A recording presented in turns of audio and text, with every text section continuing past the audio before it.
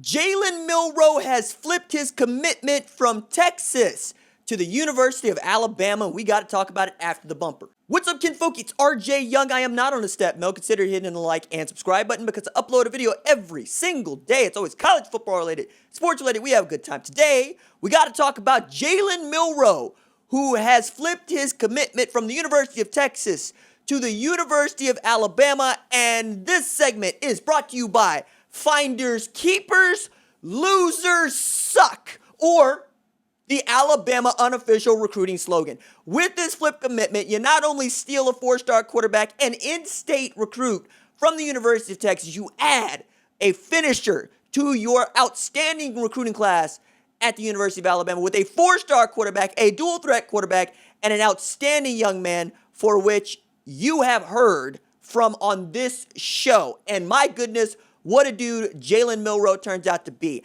I am tacking on that interview to the end of this segment because I believe there's a lot there that is germane and that actually flips really well to Alabama as he expects to major in business and he wants to be one of the better quarterbacks in all of college football. His commitment makes it number 19 for Alabama, one more than Ohio State, and closes the gap to within fewer than 2 points of the overall 247 Sports composite when we're talking about 298.52 points for Ohio State, 296.7 points for Alabama. Jalen Milroe is that dude. I believe that he is undervalued and underranked coming out of Katie Tompkins, where he does nothing but slice and dice. There's a couple of times when I talk to him where he's quite literally a dead man, and he Houdinis not just out of being a dead man in the backfield, but into the end zone with 6. Jalen Milroe could be the next great college football quarterback that nobody's talking about, especially knowing that he is headed to Alabama with this flip commitment. And he had this to say about his decision on the Twitters. First, I like to give thanks to God for blessing me in all that I am and all that I do. I want to say thank you to Coach Herman and Coach Beck, meaning Tim Beck, for recruiting me and giving me the opportunity to chase my dreams and further my academic and athletic career at the University of Texas. I want to also thank Coach Yursich. I know initially I wasn't your guy, but continued to build a relationship with me. Yo, there we go. To the Truth 21, you're a special group and you are all gonna be dangerous. Lastly, I'd like to thank the University of Texas fans.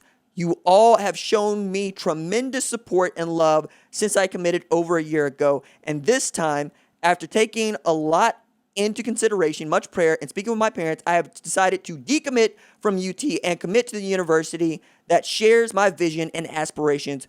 With that being said, I'll be committing to the University of Alabama. My recruitment is 100% closed. Roll Tide, elephant emoji. It was telling in there that he talked about not being the guy for Mike Yursich, which makes it sound to me as if Jalen Milroe very much wanted to end up at University of Texas. But this also follows closely Quinn Ewers announcing that he is committed to the University of Texas. And many of you will know Quinn Ewers is the number 1 quarterback in the 2022 class, for which follows Jalen Milroe, which means that Milroe will follow Bryce Young, who we expect to compete with Mac Jones for the starting quarterback job to start this season. And if he doesn't start the season with Missouri as the starting quarterback there, Mac Jones might be the incumbent and start there. We expect to hear from Bryce Young later in the season. The further the season goes along, the more likely we are to hear from a Bryce Young. Tremendous move right here. And this is another move in the chessboard. And this also puts Alabama very much where Alabama has been the whole time, which is right where you expect them to be, challenging for the number 1 spot. This is an Alabama recruiting class that was ranked number 55 with 1 commit in the boat in April, and Deontay Lawson had lost its quarterback commitment in Drake May in May. And then all of a sudden you saw Nick Saban do what Nick Saban does, adding Jai Hall, adding Ja'Cory Brooks, adding J.C. Latham, Tommy Brockermeyer, James Brockermeyer, adding guys after guys, and Terrence Ferguson, and the number 1 defensive tackle and 5-star coming out of Michigan. And on it goes. Nick Saban just does this. All right, now let's hear from Jalen. I am joined by 2021 4-star quarterback Jalen Milroe. Jalen, how you doing, man? I'm doing blessed. I'm blessed. Thank you for having me. Nah, man, I appreciate you coming on the show. Look, you know what it is with me, right? Like, you know that OU is the squad over here, and I don't care where you go. All right. I just need to say that out loud because there's a lot of people over here that feel like somehow I try to sway people to go to school wherever I want them to go to school. Like, nah, man. I don't care. I want you to play. So, like, with that said, like, tell me about how you settled on Texas. Okay. So the relationship that I have with the coaching staff at Texas has been awesome.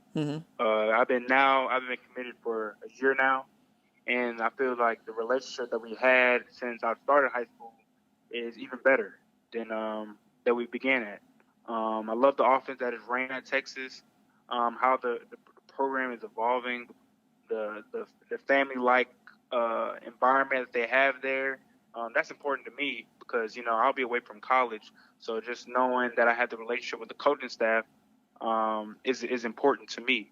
And then I want to major in business, and business is a great study at the University of Texas. So that's another component that spoke volumes to me. Where are you from in Texas, like originally? So I was raised in Katy, Texas. Okay. So the reason I ask is you obviously know the history of the University of Texas and the football program. Right. So knowing that, what does it mean for you personally to be committed to play football there as a black quarterback? Right. So the best thing about Texas is you're able to represent the state on your chest and your family on your back. That's the biggest thing that spoke volumes to me through this recruiting process is that right there. And that spoke volumes. That honestly spoke volumes to me because there's no better place you can do that. Especially being raised in Texas most of my life, and now having the opportunity to play at the university is awesome.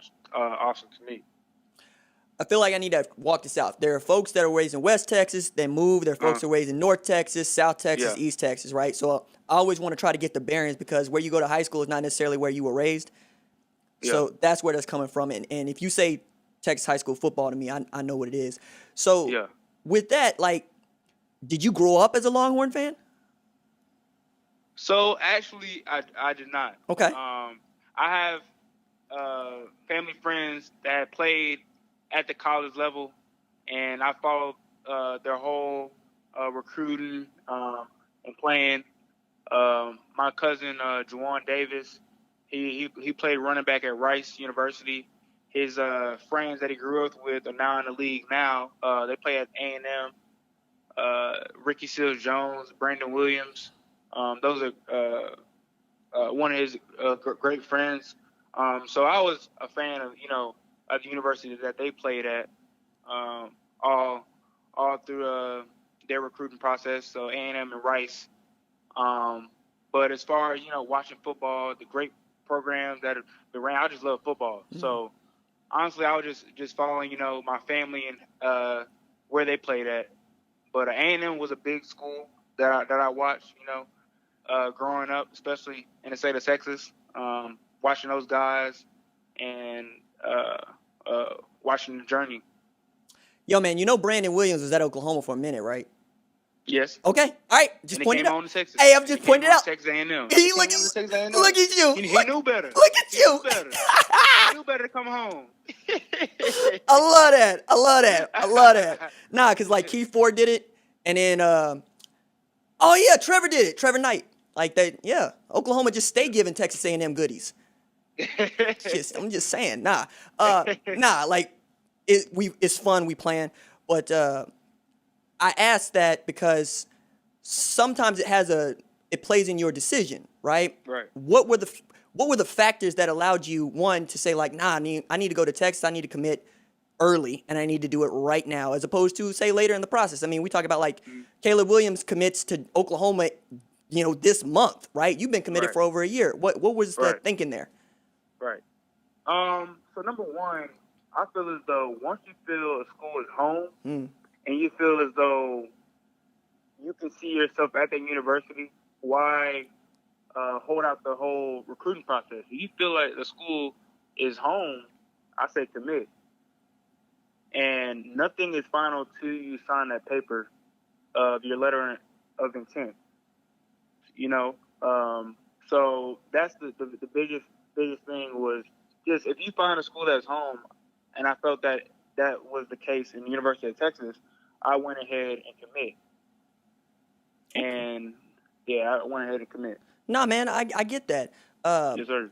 And then they're building this class around you. So like I gotta ask you, some of the dudes that ring out in your class already, guys like Billy Bowman. What are some of the guys? Who are the guys that you are like, wow, that I get to play with him, and what do you expect to be able to accomplish? The whole recruiting class, I'm excited to play with those guys. Not any one particular. I love the whole recruiting class. Offensive guys and defensive guys. Even the punter that we had that's committed. I like that guy. He's really cool, personable. I like the whole recruiting class. I have a relationship with each of the guys. So I'm looking forward to playing with those guys. We're steadily talking, because we don't all live in the same city. Not even in the same state, not even in the same country, but we still have a relationship and we're still talking.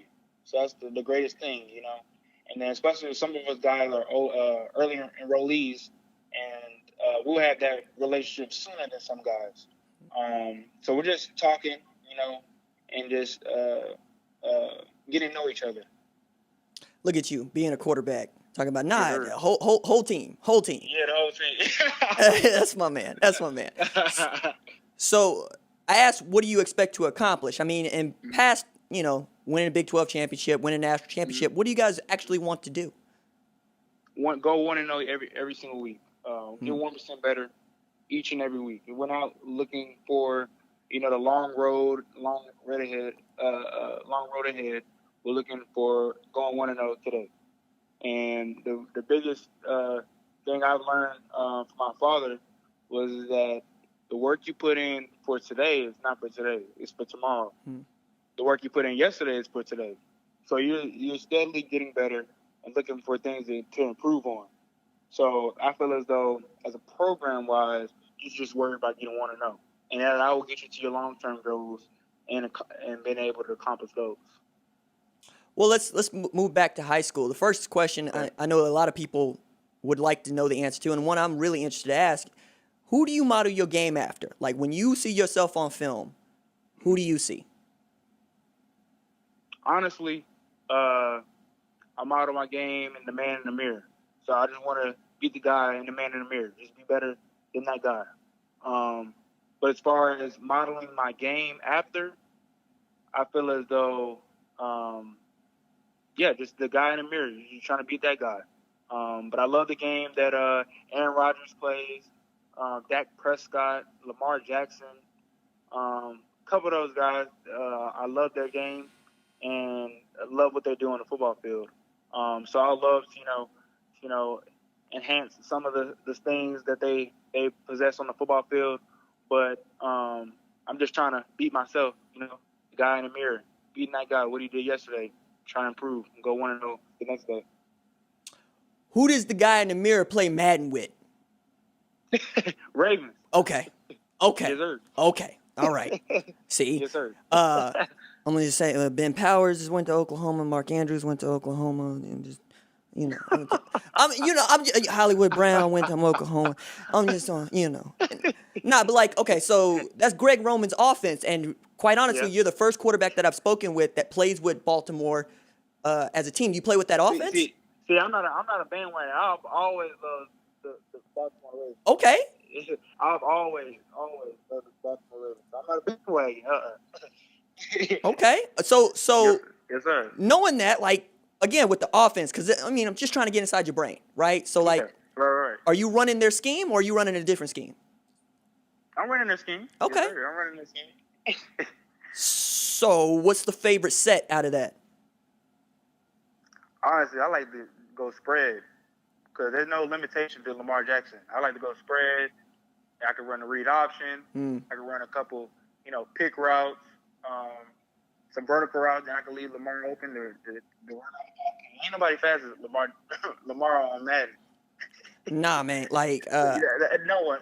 Like I was making this list, and I kind of made it as a half joke, right? And at the top of the list, I got Lamar Jackson as the number 1 quarterback, Patrick Mahomes number 2 quarterback. People like, yo, man, you got 1 and 2 flipped. I said, you take Mahomes, I'll take Lamar, I'll win. Nah, man. No, you. Do you know about Cordell Stewart? Does that mean anything to you? Who? Cordell Stewart. Who's that? Okay, all right. So Cordell Stewart went to Colorado back in the 90s and was drafted by the Pittsburgh Steelers in the 90s, and they called him Slash. And the reason they called him Slash is because he could play quarterback, wide out, kick return, he could do whatever you want him to do. I mean, against Michigan, this man threw a 70-yard touchdown to Michael Westbrook in the end zone over the body of Ty Law, who's Pro Football Hall of Famer. So knowing that, right, the closest thing that I've been able to see to a dude that could play any position, any skill position he ever wanted was Lamar Jackson. And for you to want to play with that dude and that team, knowing Baltimore's your team, speaks a lot about what you're able to do. Because, like, when I watch you on film, I swear you sacked like 8 times. Like you're a dead man. Like I can say, oh, you gonna get ear hole. And then you Houdini out of this stuff, right? You know what I mean? Make a David Blaine trick out of it. So, like, what do you see when the pocket does break down? When the play does break down, what do you see?